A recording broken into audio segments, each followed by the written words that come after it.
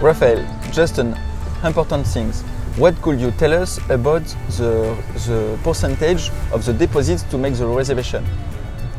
Yeah, well, there's no percentage stated. It's always an agreement between the two parties, the buying side and the selling side.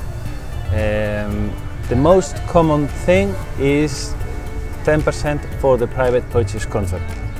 That's the most common thing, but sometimes it's 20, sometimes it's a bit less. It depends on the agreement. If, for example, if the private purchase contract states that the signing of the completion of the purchase will be in a long period, like 6 months or 8 months or something, probably the vendor will want a higher percentage for the private purchase contract.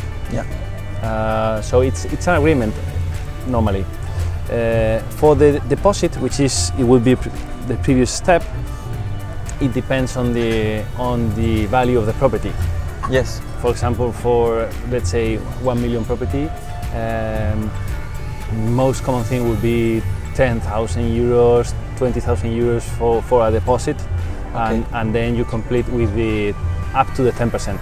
So if you paid already 10,000 and it will be 100,000 on the private purchase contract, you pay the 90,000 difference. Okay, understand. That's how it works. It's basically an agreement between both parties. So we adapt to each situation. Excellent.